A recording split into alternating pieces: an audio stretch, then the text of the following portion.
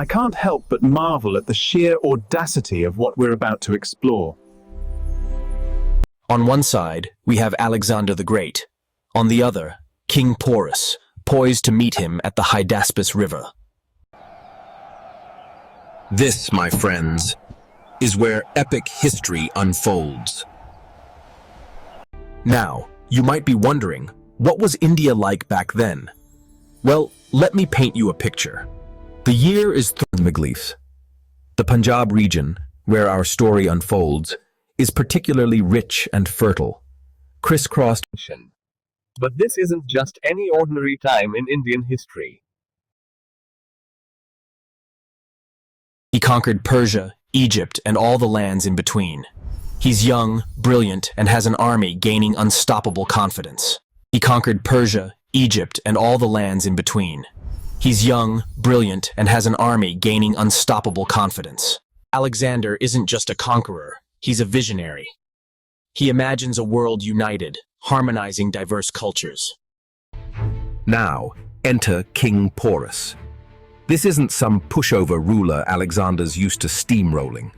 He's tall, he's strong, and he's got a kingdom to defend. The power of a kingdom might not be as vast as Alexander's empire, but it's no slouch either. The elephants command excellence, and they are a historical marvel that captivates many. Here's where things get interesting. The two armies are facing each other across the Hydaspes River, and let me tell you, this isn't just any old stream. The Hydaspes, known today as the Jhelum, is wide, it's deep, and it's swollen with monsoon rains. For us, it's a formidable obstacle.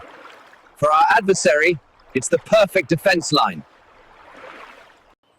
The river isn't just a barrier, it's a strategic puzzle.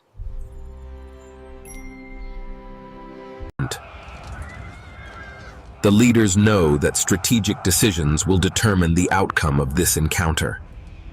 It's a high-stakes game of cat and mouse, with the fate of India hanging in the balance. Now, this is where the strategy unfolds. Alexander, known for his clever tactics, devises a bold plan. Under the cover of a stormy night, he leads a portion of his army upstream, leaving a decoy force to fool Porus. It's a calculated risk, but the element of surprise is crucial. And surprise he does. As dawn breaks, Porus finds himself caught off guard, with the opposing forces suddenly appearing on his flank. But don't count Porus out yet. He quickly rallies his troops, forming them into an impressive battle line. The air is thick with tension as the two armies face each other, a clash of east and west, of different... Here's where things get really wild. Porus unleashes his secret weapon, the war elephants.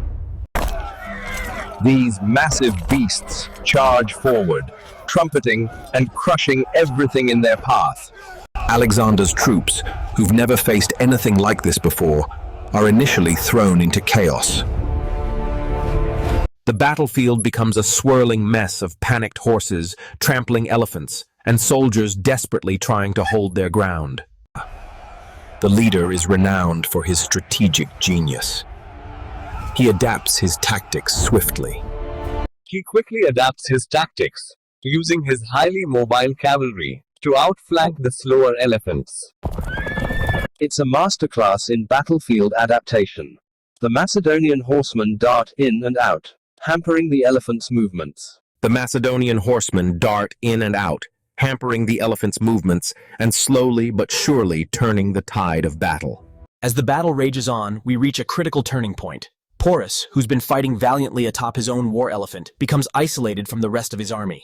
Alexander, spotting this opportunity, leads a charge straight for the Indian king. It's a moment of high drama, become two great leaders, face to face in the heat of battle. But Porus doesn't go down easily. Even as his army begins to crumble around him, he fights on, earning the respect of even his enemies. It's only when he's wounded and his elephant collapses beneath him that Porus finally surrenders. Now, you might expect Alexander to treat Porus harshly. But here's where things take an unexpected turn. Impressed by Porus's bravery and dignity, Alexander not only spares his life, but expands his kingdom. It's a moment that shows Alexander at his most magnanimous, and it's a decision that will have far-reaching consequences.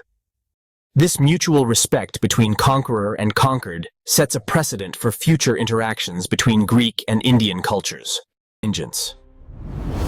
The Battle of Hydaspes isn't just a footnote in history. It's a pivotal moment that shapes For Alexander, it marks the easternmost point of his conquests. His troops, exhausted and homesick, refused to go any further. This decision effectively marks the limits of Greek expansion in Asia. For India, it's a wake-up call, showing the need for greater unity among its kingdoms. The battle becomes a catalyst for political and military reforms across the subcontinent. The Battle of Hydaspes lives on in legend.